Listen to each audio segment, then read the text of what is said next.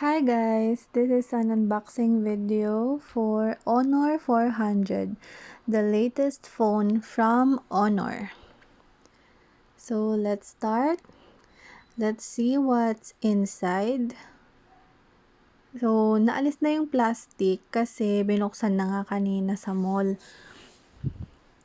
And what's inside? What's included is of course a pin for the SIM ejector and the phone itself. Actually, pinagpipilian ko yung Honor 400 and Samsung A56 kasi parehas silang latest. Pero ang ending, syempre, ito yung pinili ko. So, one things of what I considered is yung memory. So, this is already 512 gig internal memory and 12 gig RAM. So, ang taas na niya guys ha. And ang isa pa is 22,999 siya compared to Samsung A56 which is around 25k. And hindi pa included yung adapter dun.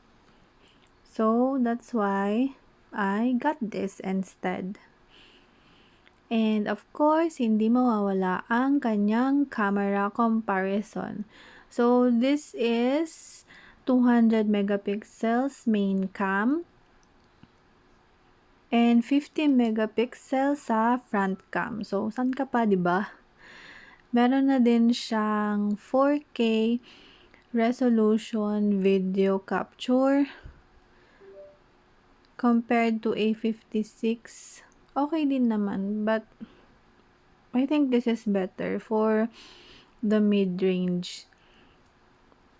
Yan. So, may connector and adapter na siyang included sa 22,999. And yung feel niya talaga is para na siyang iPhone para siyang flagship phone. So, for that price, I think it's good.